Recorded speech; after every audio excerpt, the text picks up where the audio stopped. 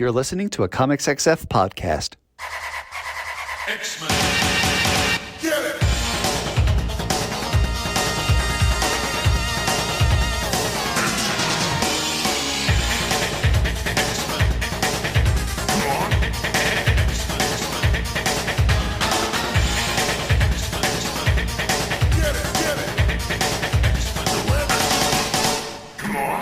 Hey everybody, and welcome to another exciting episode of Battle of the Atom, your weekly X-Men podcast where we rank every story from A to...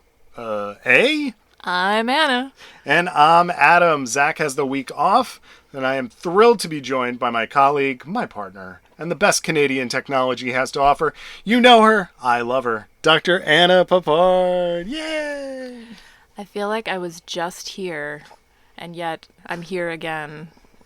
Isn't life funny like that? It is very true. You were just on the show for Canada Day, and unfortunately, Zach is out of town this week. So, and Adam's in Canada. That's right. So we are recording sitting next to each other this week, which is not how I normally record.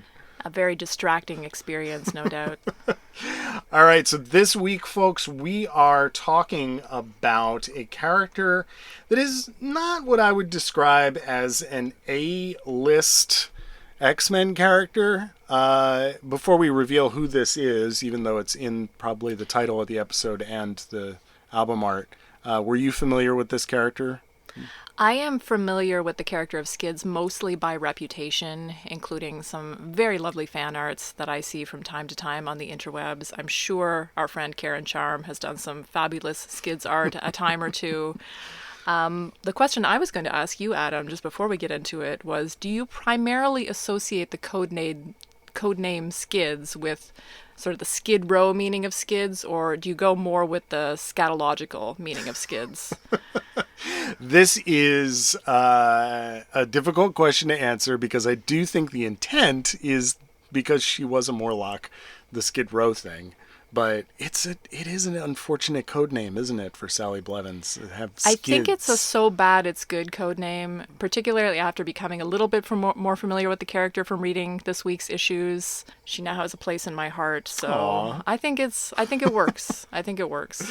I don't think it doesn't work, but I do think it's not necessarily the best. But I would say it's a notch above Fire Fist, which we'll talk about in a little bit. The reason that we are talking about Miss Sally Blevins, aka Skids, this week is thanks to a amazing patron by the name of Gene Queens, who asked us to talk about Miss Sally Blevins. If you want to be a patron, head over to patreon.com/Battle of the Atom. Reach deep down into your heart and your pocketbooks. Throw a couple coffers our way. A measly $5 gets you your own pick. As Zach and I have been noting, that is at least $1 less than the From the Ashes #1s that have been coming out. So it's a good deal. You know, you get your own handcrafted bespoke episode for less than the cost of a new comic. Speak for yourself. $5 American is like $80 Canadian. Well, I can't speak to our Canadian, neighbors, but I guess you can. So, Gene Queens, thank you. And why don't we get into it? We are going to start with an issue that really does dig into Sally Blevins' backstory as Skids. So, just as a quick reminder to folks who might not know, in X Factor Volume 1, you had this very weird setup, right? We were talking about it before, where X Factor is pretending to kind of be Ghostbusters, Mutant Busters. It's a very odd premise. I have not read all of X Factor before. It's something that's been on my list as a person who's read most of the 1980s X-Men comics, but this one is a little bit of a blind spot for me, and I have deep guilt about that, and I am going to rectify that. I've read a smattering of issues here and there, but I guess the premise has always confused me from afar, and I was asking you about this earlier. I was like, but don't they remember those people that they've seen on TV a billion times since the 60s? But I guess you just have to roll with it, and I did enjoy some of the Scott and Jean stuff in this issue, so we'll talk about it. Yeah, Wheezy is writing, and by this point in the series, we're going to start with X Factor Volume 1, number 16. Walt has joined her on art duties, But this particular issue we're covering, X Factor 16, is actually drawn by a comics legend, David Mazzucchelli, with inks by Joseph Rubinstein. And Walt does the cover. There is a really, really good David Mazzucchelli cover that we used for the episode art this week that was only published afterwards in X Factor Annual 3 as bonus art. But I wish they had used that cover, even though Walt's cover is pretty dramatic here. This is a rad-ass cover. Yeah. This is Rusty burning Mask while Mask is clutching at Skids on the ground. I think you mean Fire Fist, but yes. So when I started talking about X Factor a minute ago, it's because X Factor, as they've gone on these little missions as this mutant hunting team, has collected a series of young mutants that are the side characters in this book. Collect them all. It's kind of like... Collect them all. Trap them in your danger room. Convince them they need to learn how to control their powers by shame and guilting them. Ooh, there's a lot of that, isn't there? So we've got Rusty, who is running away from having burned a woman. And you caught something that I had never thought about before, that the woman that she burned, who is in this story, might have been a sex worker? I felt that was pretty clear. Okay. I haven't even read the original Burning This Woman story, but there are a couple of references in this issue to... She initially says she can't remember who Rusty is because she's just known so many men. And also she goes on this big religious kick about how guilty she feels about her sexual past. And Rusty even says in his rendition of the backstory that, you know, his commander-in-chief or something thought he needed to have some experiences, so he brought this woman to him. So I felt that her sex worker past was pretty clear, but... Okay. Rusty has been on the run from the military who's been looking for him for, burning this woman for quite some time. He's taken haven with X Factor. Skids is a former Morlock. We also have in the crew Boom Boom, Richter, and Ardian Leech. So it's quite a cast of young, fun characters. It certainly is, and quite a cast of colorful outfits as well.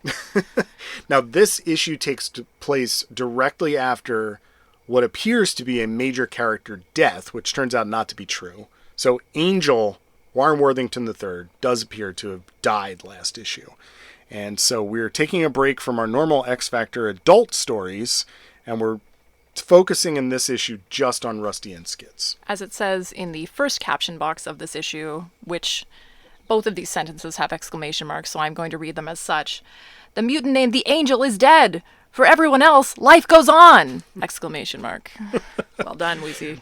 So, of course, because it's an X book and because it's an X team, even though it's not at the X mansion, the X kids have their own danger room set up, and Rusty and Skids are sparring inside of it. And as this is happening, Skids' priceless pearl necklace does get discombobulated, and this is a huge problem because now we're starting to get flashbacks to Skids' backstory, which is pretty bleak. Yeah, I was gonna jump in and make a joke. Skids' backstory from The Dark Knight, but well, the Pearl thing is interesting, especially with Mazzucchelli drawing it, right? Yeah, and we're right about that comes out in 87, and we're in 86, and we're in 87. Yep. So we're of course referring to Frank Miller's a good example of moment-to-moment transitions, as Scott McCloud would call them, in the dismantling of the pearl necklace from Frank Miller's Dark Knight Returns. But yes, we get also a dismantling of a pearl necklace here. I did ask the question of why a pearl necklace is being worn in the danger room, but I could certainly follow that up with why are leopard print, tights and a series of bangles and 3 belts also being worn by Skids, but that really seems like a rhetorical question since the answer is a little thing called fashion. And I respect that strongly. But yes, we do get the flashback to her backstory in which the pearls are ripped off her mother's neck and she's told to collect them again. And we get this through line of the issue of she needs to be able to lower her force field in order to collect the pearls again, which is a powerful bit of symbolism that comes back at the end of the comic. Yeah, because the reason that she developed her mutant power in the first place is because her father is abusive and is taking it out on both not only his wife, but also Sally herself. So this force field does develop as a defense, kind of a symbol of a defense mechanism from an abusive father. And it's a fun symbol. I mean, similar to, I know my friend Andrew Demand, recent Eisner winner, Hey, Andrew Demand of the Claremont run, congratulations. has written about Kitty Pryde in that context. What an interesting power intangibility is for a female character, given, as incoming Uncanny X-Men writer Gail Simone has pointed out back in the past with the Origins of the Women in Refrigerators blog, just how often female characters are subjected to various kinds of abuse, particularly sexualized or gendered abuse. And to give female characters this protection power where they can't be touched, it's a really, again, another bit of really powerful symbolism that you can mobilize with characters like that. And yeah, I enjoyed predominantly the way it was used in this comic. You get people trying to talk her into lowering the force field, and she's saying, I can't.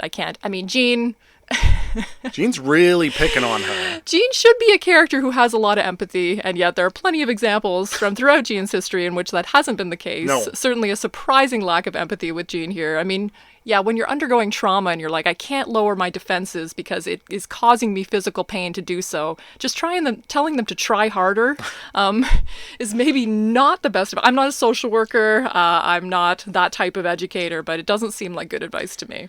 In Jean's defense, she does not know this backstory, so she is merely In the trying. telepath's defense, she does not know this backstory. I don't think she's read Skid's mind to know about this story, but she is trying to pick up these pearls. It is not working because of the force field, and it's not easy. We have two characters here who are set up as having out of control powers in very different ways, and yet they are finding a connection. So we immediately jump to Sally feeling like, gosh, I don't like it here anymore. Jean's really not nice. I'm going to go back and live with the Morlocks again. Screw it. I'm going back to the sewers. Which is the perfect place to make out with your boyfriend, if you think about it, is like resting in raw sewage, which is what is happening in these pages, right? He's dripping wet with sewage and then reaches to cup her cheek with his slimy hand and tries to kiss her and then bursts into flames because passion. Well, that's exactly what happened with, the woman that she injured, right? Emma, the sex worker. Yes. So this issue then, really twists its focus back over to Rusty, because now what Rusty wants to do is he has discovered where the woman he burnt is in treatment and has decided that after they run into Mask in the Morlock sewer tunnels, and Rusty essentially promises Mask, you can have me, but I want you to restore the face of this woman that I disfigured. Skids doesn't know that Rusty made this promise. And then we get a hospital breakout, which is pretty silly. Oh my god, the hospital breakout. It's amazing. I mean, Boom Boom's going through the ducts wearing these adorable kitten heels, which, again, fashion, respect. Yeah, I guess it's good that Zach's not here, because it does appear that they do travel through some ductwork, which as an HVAC guy, I know is a big pet peeve of his. But Boom Boom does blow up some grates and even a wall later on to get this poor burn victim out of the hospital. But the burn victim doesn't necessarily want to be healed. She's had a religious conversion. Yes, she has had a religious conversion in which now she is very guilty about her sexual past and interprets the burning as penance for her past sins, which is very sad for her from a personal perspective. Again, people dealing with trauma in not the most effective ways here, but I don't mean that as a judgment on the writing. I mean, these are characters reacting imperfectly to difficult situations, so that's not a criticism of the writing. It's just sympathy for this poor character who thinks that she deserves to be burned, because no one deserves to be burned. Burn victims are people too. That's a callback to a comic we're going to be reading in a moment. But yes, so they all go down to the sewers. Mask, of course, betrays them and doesn't do what he's saying he's going to do. And this burn victim is basically like, you know what? I've already made peace with the fact what I look like. Now, this next part, though, really just kind of boggled my mind. She decides that she is going to be she's going to go proselytize religion to the Morlocks. That was baffling to me. I think it was baffling to the other characters as well. They're like, whoa, how's that going to go? And then she just kind of wanders off. But I don't know. It's the bleakness of some of these stories, right? Like, nobody has the support they need, like, emotionally, physically. Everybody's just kind of wandering off into the distance, victims of their bad choices and trauma. And yeah, it did remind me of why I enjoy this era of X-Men comics. And yeah, I liked this issue. Well, we finally get to the end. They've defeated Mask. The burn victim has found a new home. And we're still getting flashback. We get the flashback of how Sally develops her powers. But her powers also don't allow Mask to affect her. You know, any changes that Mask is making on Sally is not working. And we finished this issue on a really romantic note, I thought. Oh my goodness. We have this 3-panel sequence. I'm calling it a 3-panel sequence, but it's really 2 rows of panels. And so you get the exchange of the final missing pearl between Rusty and Skids. So we get a close-up of their hands, and then he drops the pearl into her open hand, and then, indicated by sort of the glowy energy field around her hand, her force field lowers as she catches the pearl. So an intimate exchange of this delicate object that means a great deal to Sally. And then in the final panel of the issue, you get their 2 faces in profile and silhouette, very close to one another, with a beautiful magenta background. And then my favorite line of the issue. I'm going to read the whole thing just because it needs the setup. It's good. So Sally is saying to Rusty, "See, if I can control it, then you can control your flame. I know you can. You just have to want it hard enough." And ooh, what a choice of words. And I know I criticized Jean for saying you just have to try harder in this context. I think it has a little bit of a different meaning. And as someone who's always here for super sexy symbolism, I was very much here for this closing sequence of this comic book. Very romantic. For 2 characters who are often ridiculed, as characters in the 90s who just fell off the map, it is really refreshing to go back and see that they actually do kind of have this pretty rich motivation to their characters. Unfortunately, as this run goes by, we will see that their characterization continues to just kind of get flattened out until they get forgotten about. But here, I think it works pretty well, especially with Mazzucchelli doing the art. I mean, some of these dynamics of, these characters being in love, who can't touch each other and everything, obviously, we've seen this in other comics, like, both subsequently, and, like, I talked about Kitty Pryde having the intangibility power, so you get a little bit of that with Skids, and obviously, they're like, we're in love, what we can't touch will get associated with Gambit and Rogue later, but, yeah, this was a version of it that I found very touching, just the relationship and the interplay with these characters throughout the comic. We get one perspective sort of switching and blending with the other perspective, and you get a deep empathy between these characters because of their shared but different experiences. And yeah, that's the essence of X-Men, right? Developing these intersectional empathies through the metaphor of superpowers. That was handled really, really well in this issue, I thought. So, as you know, it does seem like we like this story. As you know, we have a big old list, listeners, and if it is your first time tuning in, Zach and I have been doing this for 7+ years now, maybe more. I don't even know. You're so old. Yeah, we were ancient. So old. And nothing shows that more than the fact that we have ranked 936 X-Men stories. The number 1 story being House of X Powers of 10. The 300th story being New Mutants number 37, If I Should Die. The 600th story being New Mutants 15 to 17, Hellions. The 900th story being Uncanny X-Men 508 to 511, Sisterhood. And the worst X-Men story of all time. You know it, you hate it, 2099, World of Tomorrow. Now, we do have some X Factor on our list, Anna, and I am curious if you think this is better or worse than when Peter David jumps on from 71 to 75. We have an arc with Mr. Sinister and the Nasty Boys. This is when Larry Stroman jumps on the book. Oh. Do you think this is better or worse than that? Well, how much is that elevated by the Larry Stroman art? Well, that's why it's at 158 on our list right now. It's not about the writing as much as it is about that amazing Stroman art. So is this better or worse than that? I'm going to go lower than that. Okay. But what are you thinking? What hundreds range are you thinking, Adam? That'll help me narrow down how I'm feeling. Well, what Zach and I have been doing lately is kind of looking at the 200 markers and seeing, whether we think a story is within those guardrails. So at like 199 is Grant Morrison's Assault on Weapon Plus. Mm-hmm. I don't know if this is as good as that. I'm hoping that we can get this story into the top 300, but I was thinking between 200 and 300. Is this better or worse than... Have you read all of Teenie Howard's Excalibur? I have read the issue that you're highlighting. Okay, so at 297, we have the 20th issue of Excalibur, which is the backstory of Malice.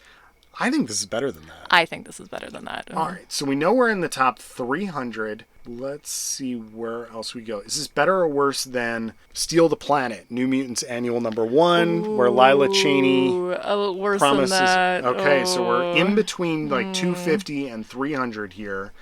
I do think there's a lot of good character beats here.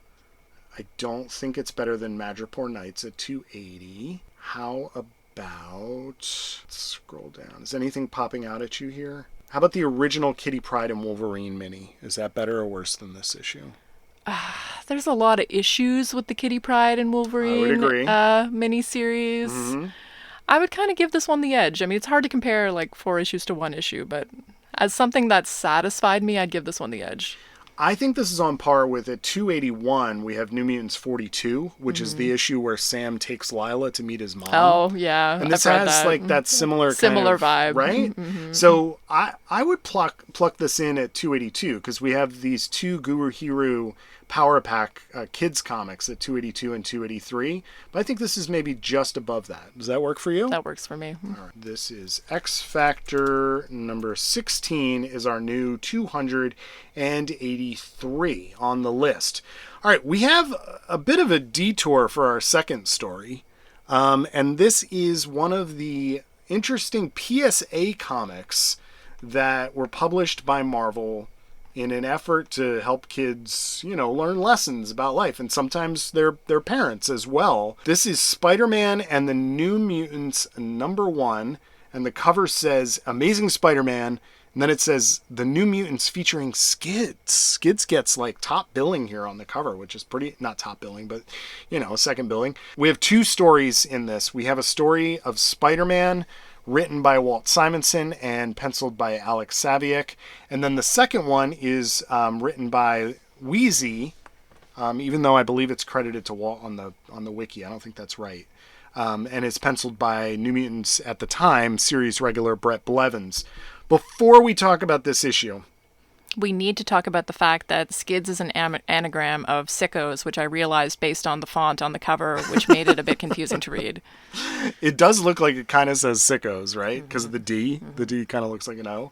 Did you have these in Canada? Were you getting handed comics at school and like, hey, kids, don't smoke. Here's smokescreen, I'm familiar with some of these comics in retrospect. As we discussed in the Alpha Flight episode, one of the only comics I do remember being semi-handed to me as a kid was the first volume of Alpha Flight. Oof. Unfortunately, a PSA on how to hate Canada.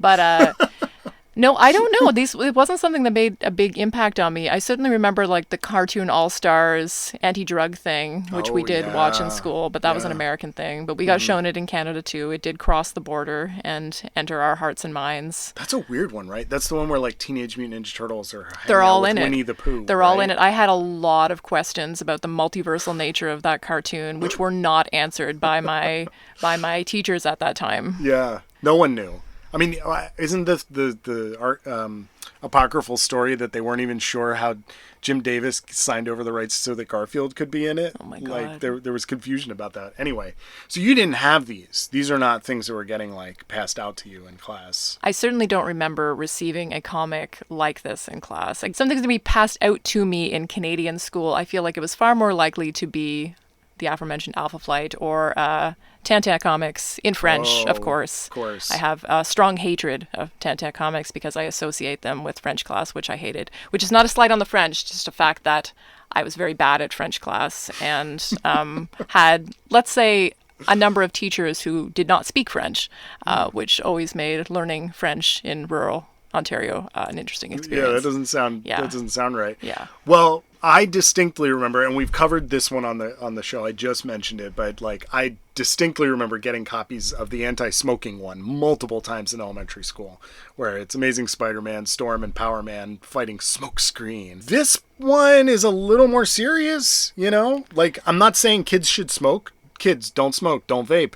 But this one, it's a little more touchy. This is one of two comics that were made in cooperation with an organization that at the time, this is 1990, was known as the National Committee for the Prevention of Child Abuse, which renamed in 1999 to Prevent Child Abuse America. I think most readers would be more familiar with the other comic, which was Spider-Man teaming up with Power Pack, because it was advertised relentlessly in the comics. And that one is, you know, it's pretty serious. It's about sexual abuse. So this one is about hitting and why no one is for hitting, right? Children are not for hitting, and Because children are people too. Exactly. This is a line from the comic and from the opening to the comic by the director of this organization. Anne H. Cohn says, "Dear reader, the stories you are about to read are about hitting and why we believe that people are not for hitting, and children are people too." And this is a line that's repeated several times throughout the issue.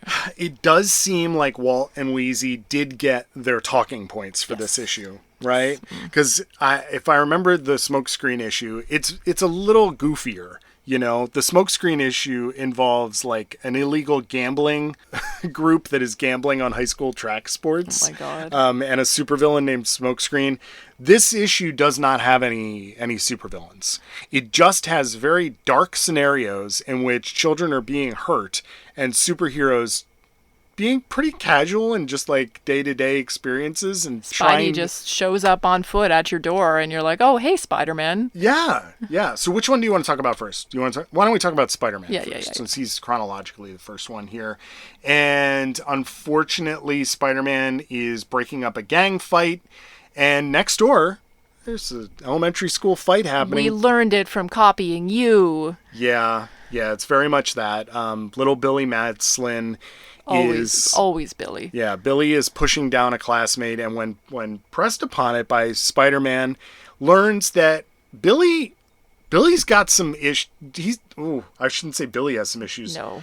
Billy is... The society surrounding Billy has some issues due to the fact that, as I learn from one of the other little write-ups in this comic, that 2/3 of schools in the United States at the time of this comic's publication actually legally allowed corporal punishment. Yes. So we find out that Billy is being hit by his teacher, which apparently is legal in his district at that time. As someone who is in education and taught for many years, this was a mind-blowing statement, that there would even be a question about whether a teacher could strike a student. And the student is not only being struck by his teacher, but as Spider-Man abducts him from the playground, did you notice that? Yeah. Doesn't let the school day end, just picks the kid up and takes him home.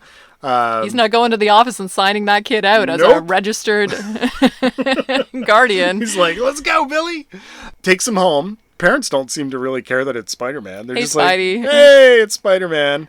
We also find out that Dad's been wailing on him too. Now, Dad is not like beating Billy, but is spanking him, right? And has found times where he thinks that that's appropriate. And they have a very rational conversation with Spidey about this, in which Spidey explains that it doesn't matter if Billy's doing anything wrong or not. Nobody should be hitting anybody. And then the parents are like, "You make some great points. We're going to go to the school and form a committee to try to get our school to stop hitting people." I don't know that anybody would behave like this in real life, but it was a nice little wish fulfillment fantasy that you can solve your problems by talking. I mean, the whole thing is hilarious, right? Because Spidey is repeatedly telling everybody you can't solve problems Which with is punching. all Spider-Man does. Yeah, Right? and you're like, the whole purpose of superhero comics is to turn things into punchable problems so that you can punch them, and we're being told here that that is not correct. I mean, in Spidey's defense, he often tries to reason with Doc Ock before punching him in the face. His webs, he sometimes kicks, Yeah, you know? sure, but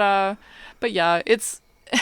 There's an irony to yes, it, right? Yes, an inescapable irony, let's put it that way. Yes. The second story, I think, is even weirder because, as I said, Skids is not usually considered an A-lister. So what they've done here is incorporate her into the story, knowing what her backstory is, as we just talked about in X Factor 16.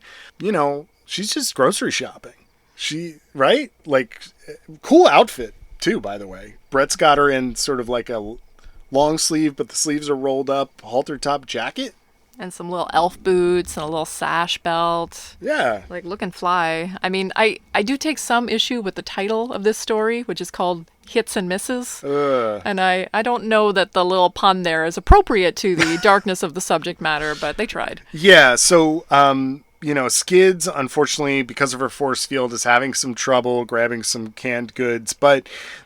She's just like us. Yes, Whoopsie daisy. just All like the us. cans come down. So identifiable. But she runs into a very harried mother with 3 children, all of which are grabbing at stuff. They want the junky cereal. They want her attention. And this lady doesn't look like she's had sleep in quite a long time. She's having a rough one, and Skids perceives this, sort of watches the kids get increasingly wild, and the one little girl sort of knocks down a whole bunch of boxes and then goes to hit her brother, and then the mom goes to hit the daughter. So we see a replication of the theme of the earlier comic where, because little Billy was being hit, he starts hitting other people, and there's a perpetuation of the cycle of violence, which isn't untrue, though the very magnified literalization of that here. Again, heavy-handed, it's a PSA, but we sort of get the message here pretty clearly that, you know, these things have consequences, right? And just so that readers of this random PSA comic that you might have been handed don't have to go back to X Factor 16, we do get a one-page flashback to how Sally developed her powers, her abusive background, and why she wants to see if she can help. So this part's kind of weird because Skids has to kind of step in, help them clean up, and then give the mom some pointers on, like, hey, here's why this isn't cool. You know, you probably don't want to be smacking your child around anywhere, especially in a grocery store or anywhere, really. And offers to babysit so that the mom can go to a parenting class. Sally's killing it, though, honestly. She's like, let me help the kids put these boxes away and give you a little bit of a break. And have you thought about taking a parenting class? I know it can be really challenging dealing with rambunctious young ones. And I'm like, I don't know where this maturity and forethought came from and knowledge of local social programs that Skids seems to have. Quite a contrast from her portrayal in the last issue. But I'm glad to see she's grown so much. And I'm not sure who else in X Factor taught her those skills, but... I don't know. I mean, you often see Skids just kind of like on the run from the law or in, you know, desperate straits with Rusty. So it's nice to see her here with a more mature outlook on things. But she's embracing the grassroots importance of, you know, being a revolutionary on the ground. Yes. You know? Mm-hmm. Yeah. Being involved in the community, making actual change at a fundamental level. Where are these parenting classes? And that she is talking about. How does she know about them? We get a follow-up at the end of the comic. We do. She's taking the parenting classes at the Y. Yes. And Sally is babysitting while she does it. It's very nice of Sally to give some free babysitting. Not all heroes wear capes. Some of them wear elf boots and X Factor crop tops. Because this is a PSA comic, there's also some more public, you know, just advice at the end, you know, that's coming from this.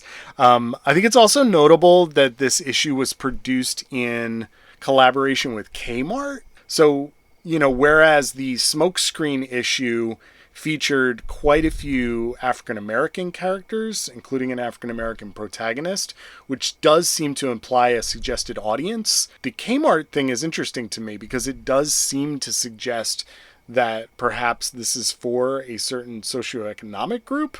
I don't know if that's an accurate, representation of what's actually being advertised here or not, but it did at least raise an eyebrow. The families in this comic are working class. Yes. I think that is evident in some of the signs and symbols we're given here. So, I mean, I don't know. I mean, you were wondering what the audience for this was. I mean... I was, because the first story does seem very much for the kid, but then you still get the parents' advice in there, right? Like, you're forcing the parents to start to think about their own actions. And then the second story is very clearly more for parents than kids. But, like, what parent is reading this? I don't know. I don't know. Maybe the hope that they're gonna... Because, I mean, it would be a parent that sort of gives it to a child. So, I mean, maybe there's that hope that you're going to read it together or something like that. I mean, I was thinking a lot about the effectiveness of this. I mean, we make fun of PSAs, but the general advice here is not bad advice. I mean... It's dated. It's dated, but... And, it's obviously overly optimistic and simplified, but at the same time, the advice that's repeated in both stories is like, if someone is doing... Well, first of all, like telling kids... basically what consent is. That's not sort of the language that they use here, but, people shouldn't be doing these things to you. You have agency. You shouldn't, if this is happening to you, it is not right. And if it is happening to you, keep telling people about it. If this person won't listen, find another person. Keep telling people. And that is a powerful message. And the fact that it's repeated so much, I mean, I don't know. Maybe there's somebody out there that was helped by this. I'm trying to be optimistic about it rather than just making fun of it, because it is very make fun ofable, and yet it seems to have its heart in the right place. So I don't want to be too hard on it. I don't think that it is necessarily bad by any stretch of the imagination. I am kind of just fascinated by...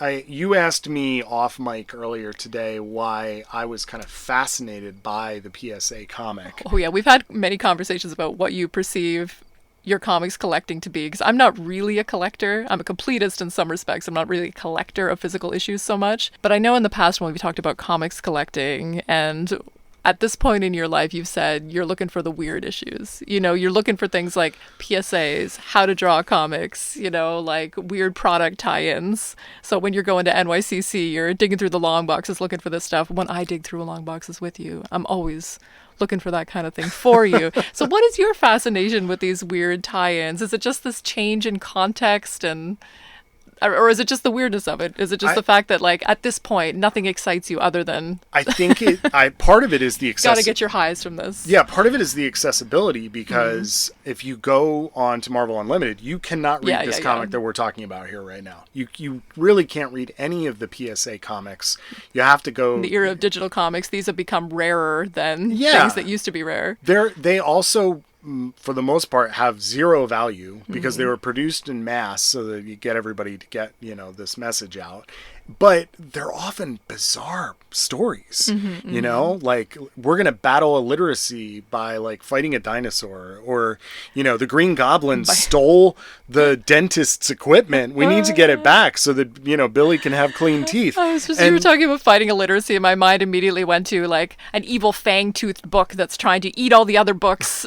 So this is not an actual comic. This is my pitch for the illiteracy PSA. So there are a ton of these. Most of them just are Spider-Man, because Spider-Man's their most popular character. And hey, Spidey! Spidey brought our kid home. Come here, dear. It's Spidey. Hey, Spidey. Hey, thanks for sticking to my ceiling. Regular Joe Spidey. Yeah. So speaking of PSA comics that we have on our big old list, we do have Spider-Man, Power Man, and Storm Smokescreen all the way down at $7.92. That is a really goofy, kind of Silver Agey story.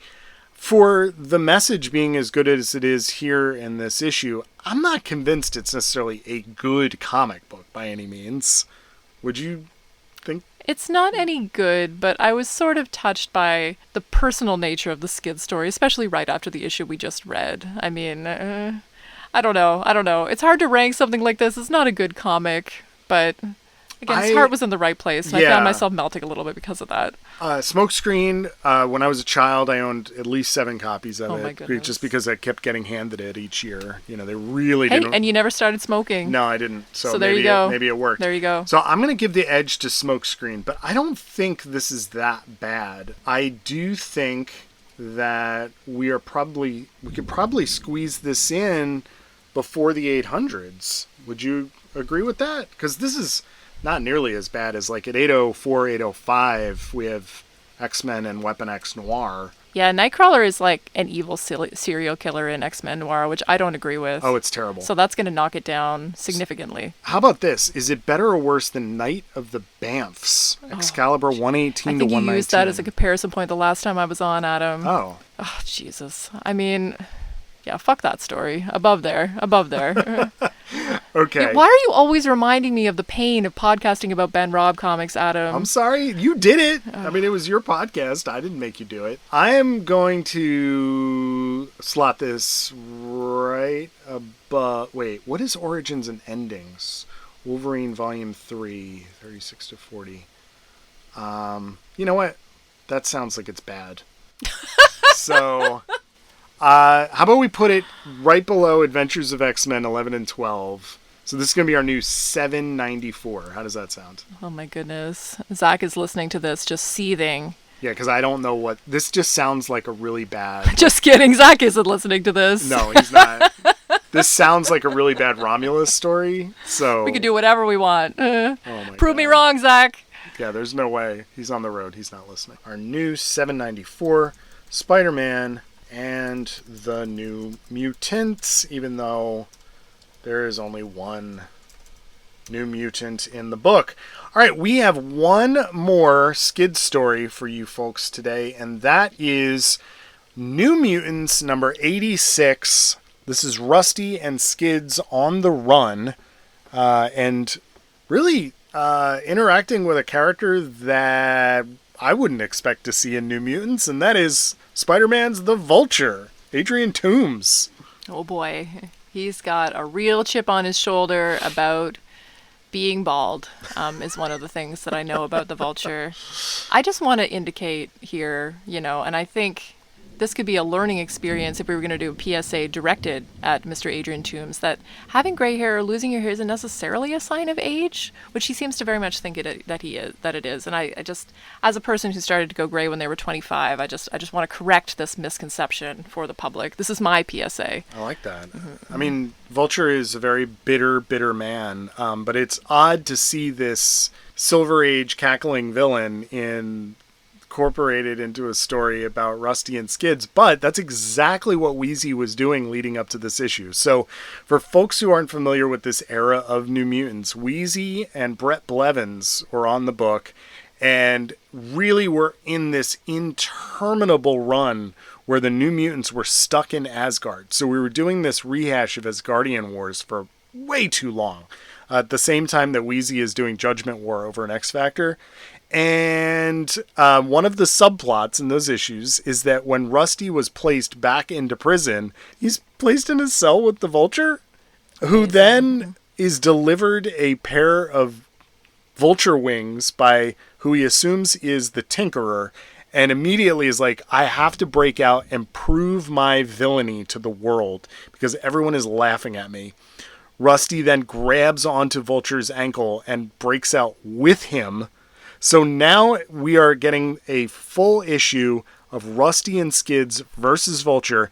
This is also a very notable issue. Yeah, you buried the lead, Adam. Because this is, despite the cover of the previous issue being done by this artist, this is the first full issue done by Rob Liefeld.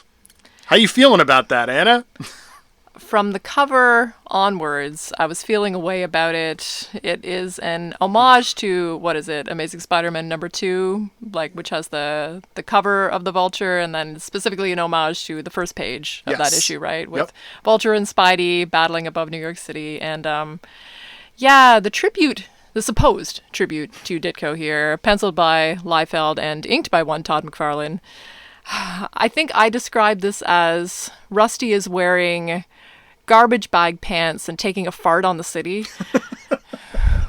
with 3-inch thick rubber boots ending in tiny ballet feet with a boat neck spandex top.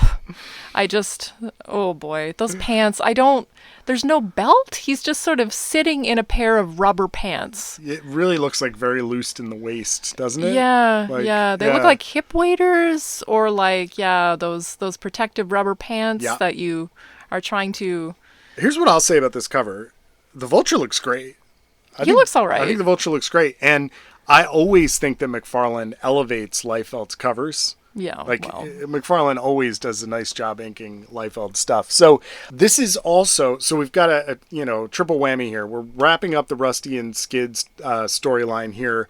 We are getting Liefeld's debut. This is also supposedly connected to Acts of Vengeance, the little event thing that was happening in Marvel in 1990, to the point where Vulture actually says Acts of Vengeance in the comic, which I thought was very funny. But essentially, the plot is that the Vulture is still ticked off, wants to prove his villainy, and decides that he is going to break out, with the Tinkerer's help, a character named Nitro from prison. And somehow, by breaking Nitro out, that'll prove that Vulture is like the evilest of villains.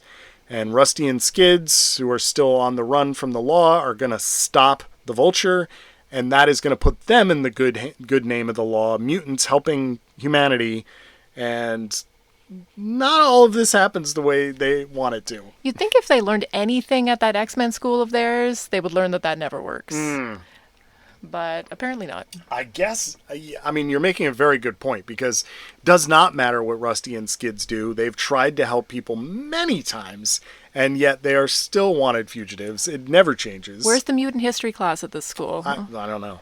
I'm not convinced they teach classes. It's a lot of independent learning. Independent angst study project. So this issue is interesting because we usually associate Liefeld with more of the action, quick-paced, posing pinup style that he's known for. But this issue requires him to do like courtroom drama and, like climbing up fire escapes, etc. It's not... The script that Wheezy is giving is not suited to his style. No, this is not a good combination of penciler and writer whatsoever. It was an exhausting comic to read. It was exhausting because a Liefeld comic is exhausting anyway, even at this early point in his career, which at this point he's still trying. I got to give him that. He is still trying, as opposed to some of his later comics that descend so far into Liefeldianisms. Self-parody. Yeah, that it becomes a little bit like that. Like, you can see from this issue why people reading this at the time, particularly, I want to say 10-year-old Adam. I want to say particularly younger people, but we'll just use you as a particular example so that I'm not implying that younger people are less discerning, because that's not always true, but perhaps young Adam was less discerning. Because I was thinking a lot about the contrast between, we didn't talk much about Mazzucchelli's art when we talked about the X Factor issue that we just read. But just looking back at those two issues, and Mazzucchelli being like a real master of pacing. Oh, yeah. Even like the simple thing that he does throughout that issue is like switching from sort of silhouettes of characters to full views of characters. And he uses that very effectively throughout for these moments of pathos and pacing. Sure. And then thinking about this issue, I'll go a little bit academic with it. Just bear with me for 1 second. That's why you're here. That's why you're here. So the comic scholar Charles Hatfield has this book about Jack Kirby called Hand of God, all about Kirby's style and history. And he makes a distinction there between illustration and narrative drawing, right? Which is not that he's the first person to observe this, but it's just he articulates in a way that I always find useful. That for him, like, Kirby's exaggerations are in the interests of narrative drawing.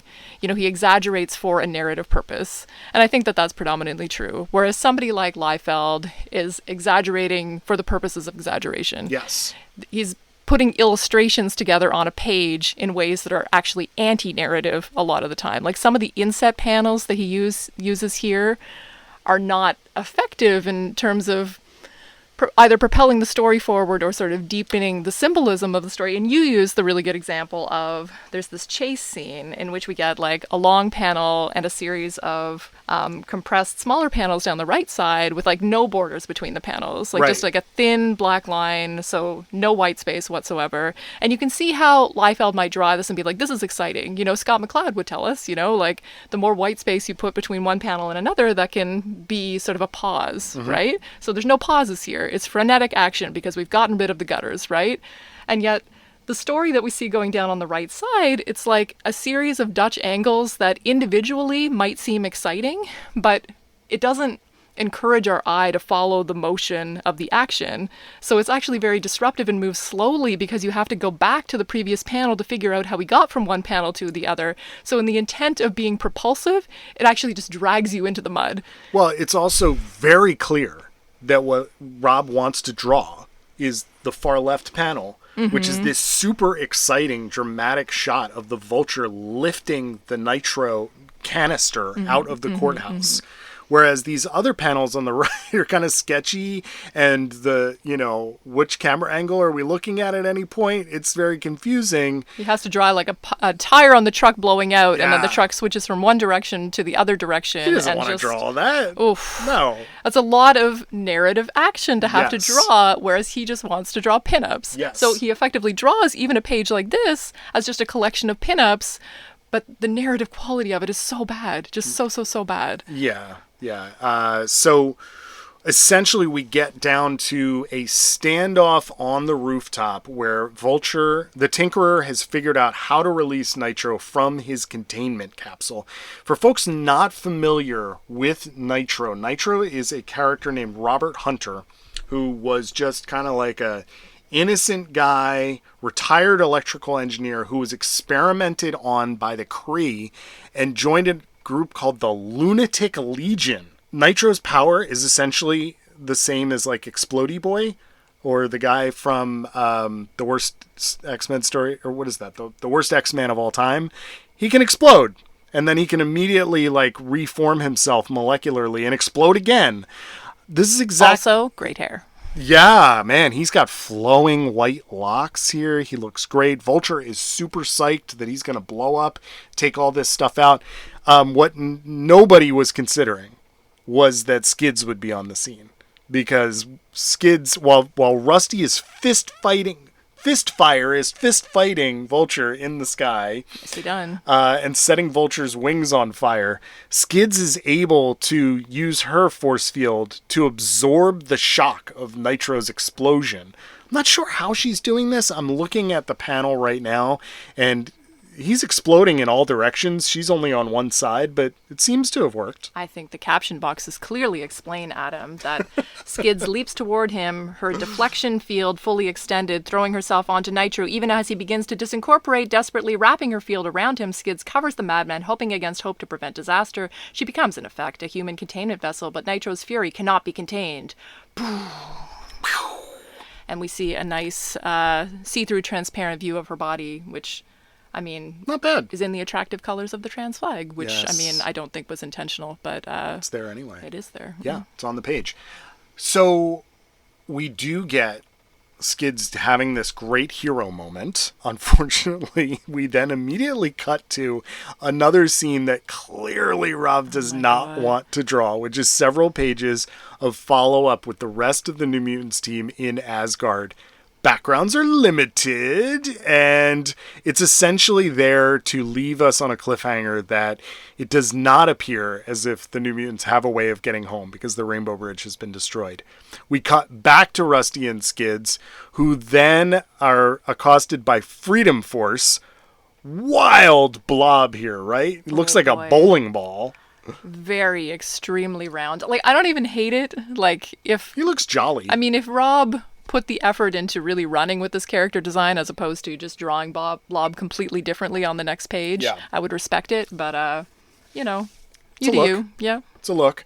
Freedom Force has, of course, been trying to track down Rusty, and they, despite the fact that clearly Skids needs medical attention and medics have arrived to try and help her, Freedom Force is like, nah, we got this. We're taking him. they're ours. There's reporters on the scene, Crimson Commandos, like, hey man, these guys are a menace. We're going to take them with us. And that's pretty much how the issue ends, except we do get a 2-page epilogue here of the Mutant Liberation Front going and blowing up what is it? They're in Dark Hole, Wyoming? What is this thing? Is this a real place? Tell us, Wyoming listeners. I don't know, but it is a federal research facility for what? Energy? Okay, sure. After they blow it up, we get our first glimpse at the shoulder of Strife, who is calling in to accept responsibility for this terrorist action. And then at the bottom of the page, we get Cable for the very first time. And right here it says, the New Mutants' lives will never be the same. Wow. This is an Hell important... of a stinger. Just as good as Rusty and Skids climaxing their affair in a very deeply romantic and symbolic moment. This is a huge moment for this book. Unfortunately, it is a not great moment for Rusty and Skids, because from here on out, they are going to be pawns of both the MLF and then later the Acolytes until they are effectively just not around anymore. They do occasionally pop up. Rusty then dies as a member of the Acolytes, and it does not, I guess, came back. I read that he came back during Krakoa in an X-Men Unlimited comic on Marvel Unlimited, but I never read that one, so I don't know. Skids was in a weird situation with Black Widow in Tales of Suspense at one point, but these are not characters that are like fondly revisited. This is really the last hurrah for these two. And their subsequent appearances are just going to be as, they're always interlocked, they're always a pair, and they're always just being used by other organizations. I mean, it's tragic the way the disposability of these characters gets replicated by, their disposability within the publishing the publishing history of these comics, because you want something better for these two. They deserved something better. So many terrible things happened to them, and I was very terrified to ask you the question of like, so what happens to them after this? And it's not much, and none of it good. No, it's really bad. It's really bad. So I think that readers of this era probably looked at these characters and thought, if they had not read the early X Factor, and thought, oh God, these guys again? Like, can we stop talking about Rusty and Skids? But I do think if you went and read the original X Factor run, that you probably would have a much higher opinion of them. I mean, they have a little bit of pathos, I don't know how often their main beat gets repeated as nauseum, and perhaps that became tiring to some readers. So I want to respect that possibility. But from my introduction, well, not my introduction, but, from getting to know these characters a little bit better through these issues, they deserve better. I would agree.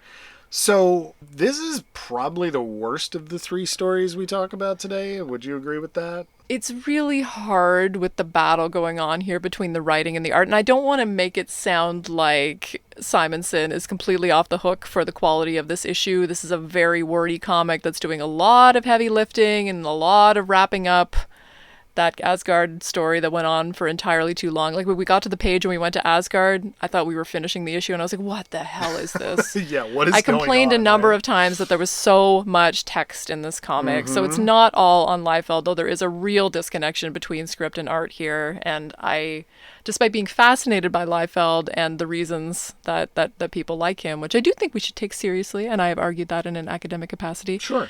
One of the few academics who's published serious research on Rob Liefeld. So, I do think we should give, I don't want to say credit to, but, just saying it's bad. We need to talk about why it's bad if we think it's bad. Anyway, I'm getting off topic here. This is not a classroom. But yeah, I didn't enjoy reading this issue. I enjoyed reading the other 2. This one was disjointed and overly long and irritating. And despite the fact that it did get a few chuckles out of me, sometimes unintentionally. Yeah, this comic made me angry. And I often, when we're doing these rankings, I've been on the show a couple of times, I can't help my emotional reaction. And I'm just like, no, this was the worst comic ever. I know that's not true, but it's down the list for me. I do think that we are probably in the 800s. At 800 right now, we have Dark X-Men: The Confession. This is definitely worse than that. I don't want to like perpetuate the cycle of violence by trying to hurt the comic that hurt me, but Well, I think the 800s is fair. Yeah, this isn't hurting anybody. This comic is long gone. I was trying to do a little callback there, like perhaps that. in poor taste. I would say that the Uncanny 291 to 293 Morlocks Take Manhattan is better than this. That's the Macau Rasputin in the Morlock Tunnels arc. I think that's better than this. Working my way down. It might be better. I know you haven't read this. It might be better than the first 6 issues of X Factor. Ooh.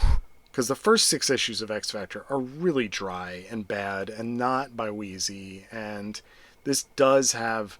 Well, okay, let's do an Excalibur comparison, which I know I did the last time you were here on the show. Is this better or worse than the Soul Sword trilogy? Worse. At 839? Worse. Okay, so we're going farther down the list. I don't think this is as bad as 842, which is Wolverine 88. That is Wolverine crossing over with Deadpool right. and just an entire half issue of Jim Lee swipes by Fabio Laguna. So, but it's also not as good as Mutant X 4-12, the Goblin Queen arc. So I'm going to say this is our new 842. Do you feel comfortable with that? I'm comfortable with that. All right, that seems like a good spot on the list. So we are going to have New Mutants number 86, Rusty and Skids versus Vulture, as our new 842. And I got the sense that finding out about Rusty and Skids' kind of like ongoing travails really didn't sit well with you. You weren't happy about that. Well, I mean, I do feel like we should fan fiction them a better ending, and I'm sure someone out there has, but they strongly deserve better. I was deeply affected by that exchange of pearls at the end of the X Factor issue. It's really well done. They did, Wheezy and Mazzucchelli do a really nice job with that issue. It was touching. It was. A magenta background is always going to make me feel feelings. Well, we do have to thank Gene Queens for requesting this story. Remember that if you would like to be a patron of the show, you're going to go to patreon.com/battleoftheatom, chip in $5. $80 Canadian. No, it is not $80 Canadian. What kind of conversion rates are you paying? And get your request in for your own show. Anna, thank you so much for being on this episode. What have you got going on? Hanging out with you this week in Ontario. Gonna go to the beach tomorrow. Gonna go to the drive-in tonight to see Deadpool and Wolverine. Wish us luck. Otherwise, you can find me on the Twitter /X at Peppard_Anna. You can find me over at Blue Sky at Anna Peppard. Find me over at Sequential Scholars on both of those sites. Check out my old podcast, Oh Gosh, Oh Golly, Oh Wow, in which we read and discussed in an academic capacity every single issue of Classic Excalibur. You can also find me doing various things over at Comics XF and maybe reviewing Uncanny X-Men when it comes out in a week or so. Wow. We'll see. Okay. And folks, you know where you can find me, Adam Reck on Instagram and Blue Sky Arthur Stacy on Twitter.